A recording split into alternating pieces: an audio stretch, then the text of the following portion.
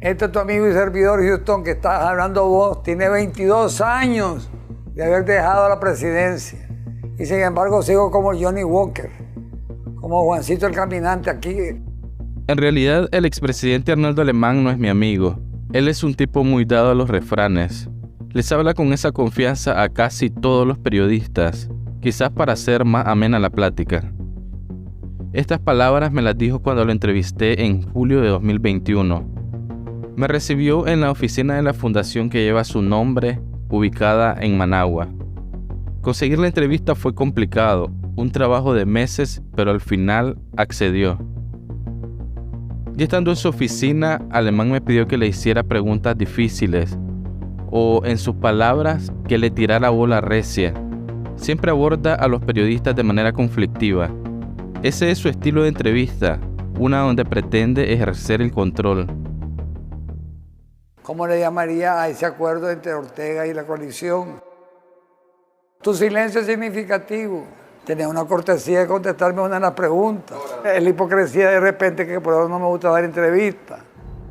Alemán siempre ha sido polémico con los periodistas. Dice que no pueden vivir sin él. Yo he tenido dos suertes, dos Lucías que me iluminan. Una Lucía que está asilada en Costa Rica y una Lucía que escribe en la prensa ahora. Son las dos que verdaderamente no hay escrito que salga político que no mencionen a Arnoldo Alemán. Alabado, porque publicidad negativa o positiva, al fin y al cabo es publicidad. Las periodistas a las que hace referencia son Lucía Pinedo Ubao, a quien durante su mandato Alemán apodó como La Chilindrina, y Lucía Navas, una ex reportera de política durante varios años en la prensa. Cuando lo conocían como El Gordo, Alemán era el político más influyente dentro del Partido Liberal Constitucionalista, el PLC. Ese partido fue la mayor fuerza política de Nicaragua durante casi una década, desde mediados de los 90 e inicios de los 2000. A Alemán sus detractores lo acusaban de haber sido el caudillo del PLC. Ningún político podía postularse sin su bendición. Pero ahora Alemán es una reliquia. Muchos lo creen caído en desgracia y sus antiguos aliados se han apartado de él. Bienvenidos a Realidades. Les habla Houston Castillo. En esta ocasión continuaremos nuestro viaje por la historia de la transición nicaragüense. Y la figura que nos toca evaluar es un verdadero paradigma de la política del país. Este es el auge y caída de Arnoldo Alemán. ¿Querés ser famoso o hablar mal de Arnoldo Alemán? José Arnoldo Alemán Lacayo nació el 23 de enero de 1946 en Managua. Su padre, Arnoldo Alemán Sandoval, fue un abogado prominente, involucrado en la administración de Anastasio Somoza Debayle, el dictador depuesto por la Revolución Sandinista en 1979. Alemán siempre manifestó el orgullo por su padre, aunque tomó distancia del somocismo. El hecho de que mi familia haya trabajado y pertenecido al gobierno del señor Somoza no indica de que su hijo también haya participado del gobierno del señor Somoza. No quiero dejar también de decirle que me enorgullezco de ser hijo de mi padre. Actualmente Arnoldo Alemán tiene 77 años. De él quedan algunos rasgos de su personalidad. Es dicharachero, bromista y disfruta del sarcasmo. Alemán me dice que desde joven fue así, y que quizás su forma de ser le ayudó a tener éxito tanto en la política como en el mundo empresarial. A los 21 años se graduó en la Universidad Nacional Autónoma de Nicaragua. Fue encarcelado brevemente por el sandinismo en 1980, un periodo que coincidió con la muerte de su padre. Alemán huyó de Nicaragua por un breve tiempo hacia Estados Unidos, pero regresó para iniciar su carrera política.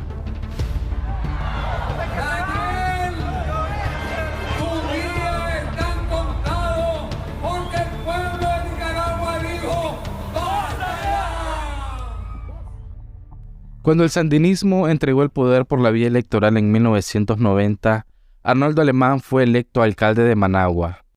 Gobernó la ciudad hasta 1995 y siempre enfatizó su trabajo en el esfuerzo de reconstrucción de la ciudad, que todavía mostraba las cicatrices del terremoto de 1972, así como su trabajo en infraestructura. Este es uno de los barrios más antiguos, más tradicionales de Managua, el barrio de los pescadores. Un rinconcito olvidado de la capital. ¿Quién fue el único que le pavimentó aquí? Explícame quién pavimentó todas estas calles. ¿Usted? ¿Ah? ¿Usted? Alemán creó muchas expectativas durante su periodo como alcalde y lo consideraban idóneo para ser el candidato presidencial. En este episodio conversamos con Alex Tapia e Iván Villalobos, dos ciudadanos particulares que recuerdan esa época. Para mí es un hombre de muy grata memoria y lo recuerdo cuando fue alcalde de Managua. Vi que era un tiempo de mucha progresión. En ese entonces consideraba a Alemán como la solución para que Nicaragua volviera a tener un desarrollo social y económico.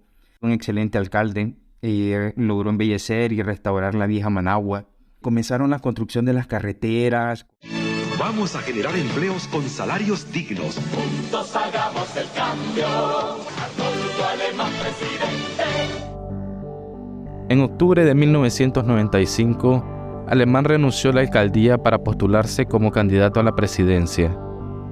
Su campaña prometía, entre otras cosas, mejorar la economía, una propuesta poderosa en la Nicaragua de los 90, todavía azotada por las secuelas de la guerra de los 80. Mejoraremos tu vida con más y mejores trabajos. Otro de los desafíos que enfrentaría Alemán eran los bandos desmovilizados por el gobierno de Violeta Chamorro a principios de los 90. Estos ahora se encontraban rearmados y radicalizados. La izquierda reaccionaba ante el recorte de programas de asistencia social y la derecha respondía a agresiones, sobre todo asesinatos políticos contra antiguos cabecillas contrarrevolucionarios.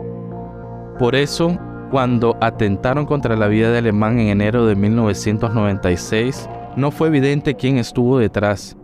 Así lo relata Pablo Cuevas, abogado de la Comisión Permanente de Derechos Humanos en ese entonces. Cuando se dieron los hechos, la policía mencionó un informe donde los supuestos hechores del atentado eran una banda. Ellos lo describen como una banda y cuyo cabecilla es alguien que le apodaban el Lobo.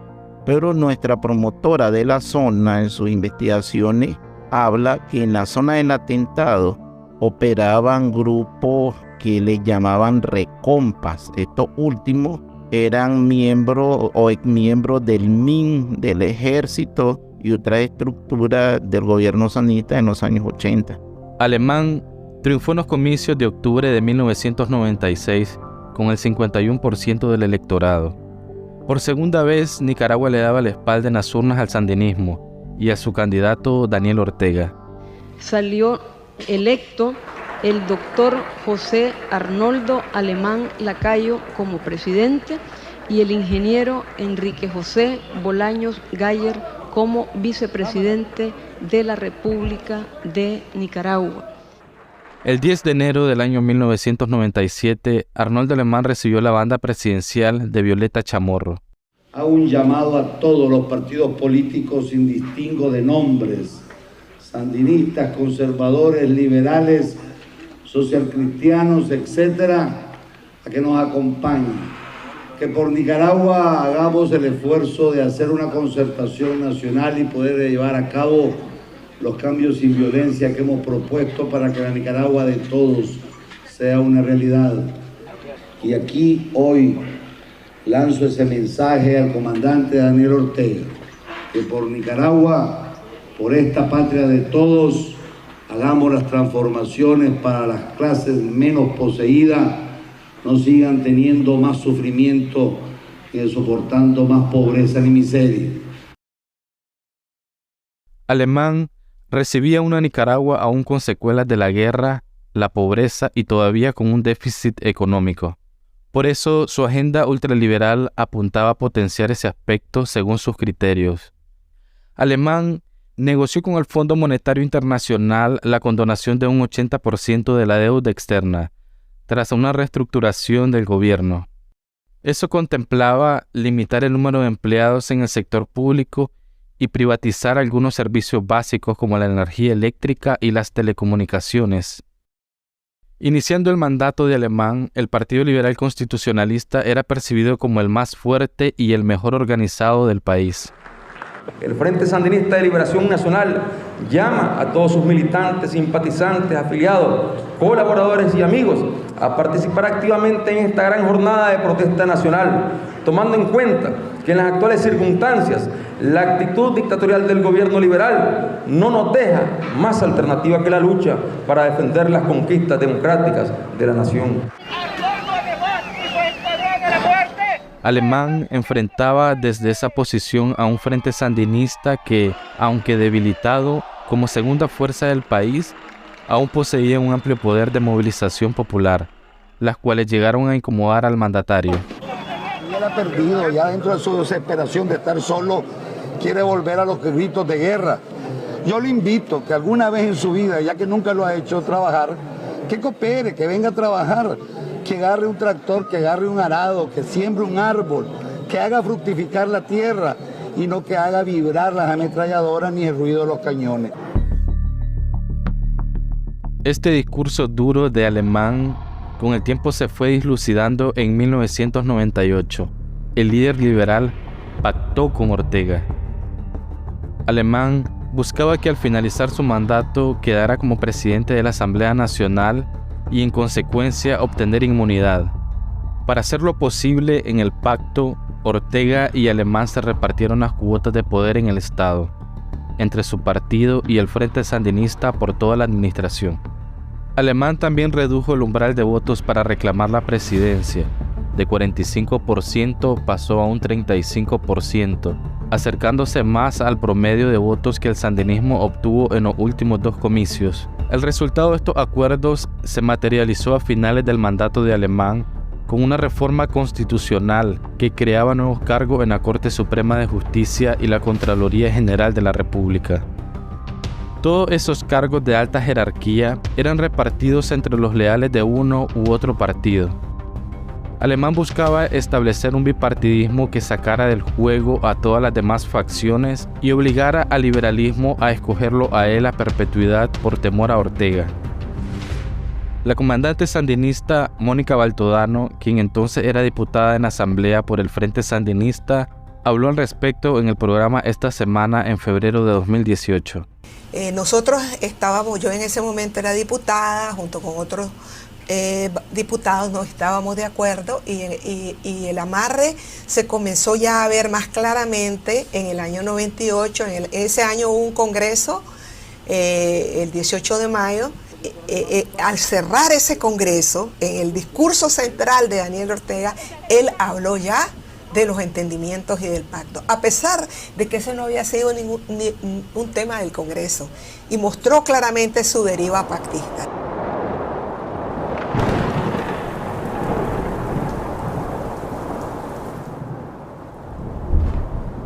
A finales de octubre de 1998, el huracán Mitch ocasionó estragos en Nicaragua. La incesante lluvia causó daños considerables. En Chinandega, departamento occidental del país, un deslave en el volcán Casita sepultó a 2 comunidades rurales enteras. Al menos 3.800 personas fallecieron, hubo miles de desplazados y cerca del 70% de las carreteras del país quedaron destruidas según datos oficiales. Alemán fue acusado de haber minimizado la letalidad de la tormenta. Para ese entonces, la periodista Lucía Pineda Ubao cuestionó al mandatario. Supuestamente dicen de que el gobierno minimizó desde un primer momento toda esta tormenta que nos venía y se nos avecinaba. Eso no es cierto. La prueba está que suspendí de inmediato mi gira de trabajo en Jinotega. Me trasladé e inmediatamente di un comunicado alertando a todo el mundo. Lo que sucede, y estamos bien claros, la naturaleza humana se aferra a su lugar, a no abandonar. Y aunque se le pide que abandone, me está diciendo aquí el coronel, que están lamentando todavía ahogados por la desesperación de la gente de quererse cruzar y sin ver el peligro que ocasiona eso. La comunidad internacional proporcionó ayuda al país. Sin embargo, esa ayuda fue canalizada por Alemán y sus funcionarios más leales. Entre ellos estaba Byron Jerez, director general de ingresos y mano derecha del mandatario. Mientras el país se levantaba de los estragos del huracán, Byron Jerez construyó una millonaria propiedad en Pochomil, una playa turística de Managua. Según investigaciones periodísticas, la propiedad fue pagada con dinero que había sido destinado para atender a los damnificados. La obra figuró ilegalmente como un proyecto de emergencia por la tormenta. Este fue otro de los temas que intenté abordar con el expresidente en la entrevista con la que abrió este episodio. Lo del señor Jerez, me gustaría que la pregunta se la hiciera vos a él, a ver si es cierto y no a mí, porque yo creo que no hizo uso del MICH, porque como te vuelvo a repetir, todos los reales del MICH fueron manejados por la iglesia. Años después, saldría a la luz que Alemán gastó más de $1 millón en licores, joyas, ropas, vuelos y hoteles de lujo, todos pagados con una tarjeta de crédito con dinero del Estado. 5 meses después de la tragedia, productos donados por el Programa Mundial de Alimentos se vendían en el mercado oriental de Managua sin que nadie respondiera al respecto, según reportó el diario La Prensa. Los últimos años de gobierno de Alemán fueron marcados por un colapso económico. 7 bancos declararon la quiebra entre 1998 y 2001. Para entonces, el gobierno había perdido la confianza de los organismos internacionales. La condonación de la deuda, que ya había sido anunciada y celebrada, nunca llegó. En 2001, el vicepresidente de Arnoldo Alemán, el empresario Enrique Bolaños, inició su campaña hacia la presidencia prometiendo acabar con la corrupción. Y al comenzar su mandato, el 10 de enero de 2002, Bolaños se enfocó en señalar y exponer los escándalos de corrupción del gobierno de Alemán. Alemán fue acusado de acumular una fortuna cercana a los $250 millones en bienes y bancos en el extranjero, aumentando en gran medida su patrimonio. Arnoldo, si me estás viendo, debo decirte que estoy triste, adolorido y desilusionado al ver las pruebas irrefutables y contundentes que señalan al expresidente de la República como autor y cómplice de haber cometido semejante delito con los pocos reales del pueblo de Nicaragua. Francisco Fiallos, procurador bajo la presidencia de Bolaños, al momento del destape de la corrupción, describió cómo el dinero del Estado entraba astutamente a no menos de 19 cuentas de diferentes sociedades en el extranjero. Era un entretejido que acababa en la Fundación Democrática Nicaragüense, FDN, persona jurídica de interés privado y sin fines de lucro, formada e inscrita en la República de Panamá por Arnoldo Alemán, su hija María Dolores Alemán y Byron Jerez. A la presidencia de la República directamente, como transferencia, a empresas y testaferros que las cambiaban en bancos y casas de cambio y después se diseminaba en la telaraña en todas las empresas privadas. Gran parte de este dinero, después de moverse entre ellos, pasaba a la Fundación Democrática Nicaragüense, cuyos socios son Arnoldo Alemán, Byron Jerez y María Dolores Alemán. Volvía a pasar también otra vez a estas empresas, cuyos socios son los mismos. Y la tercera fuente era directamente a personas privadas. La Procuraduría inició un proceso penal contra 14 personas, incluido Alemán, a quien habían despojado de su inmunidad como presidente de la Asamblea Nacional. El juicio fue bautizado como la Huaca y atrajo gran atención mediática. En 2003, Alemán fue condenado a 20 años de prisión por los delitos de lavado de dinero y corrupción. En enero de 2009, honrando el pacto que hizo con Alemán una década antes, Daniel Ortega, ahora presidente, regía el sobreseimiento de los cargos de Alemán. Solo 2 magistrados de la Corte Suprema votaron en contra. Alemán sostiene su inocencia después de tantos años. Afirma que no fue encarcelado por algún delito, sino por una conspiración de sus adversarios. ¿Por qué causa me echa preso? Definitivamente porque se creía que Arnoldo Alemán iba en el 2006 a volverse a lanzar como candidato a la presidencia. Y para eliminar a Arnoldo Alemán de candidato del 2006, sencillamente hacerlo y echarlo preso. Ese mandatario sonriente, bonachón y que siempre estaba rodeado y adulado por políticos, ahora vive bajo la sombra de Daniel Ortega, con cuyo pacto entregó al país. Alemán pasa ahora su vejez en soledad. Su esposa, María Fernanda Flores de Alemán, está desterrada en Estados Unidos por decisión de Ortega. Ya no tiene aliados políticos y los que tuvo como María Aide Osuna y Wilfredo Navarro le dieron espalda. Arnoldo Alemán fue el gran perdedor del pacto y él mismo lo reconoce. Ortega ganó la partida. Y Daniel Ortega muchas veces se le llama, queriéndolo menospreciar, bachiller, pero es bachiller en ciencias y letras, en bachillerato, pero en política. Es un doctor magno cum laude porque verdaderamente se la sabe de todas. Muchas gracias por escucharnos. En nuestra siguiente edición continuaremos explorando el periodo de transición y las figuras claves que la dirigieron. No es la primera vez que oiremos de Alemán, pues incluso condenado logró combatir a su sucesor Enrique Bolaños.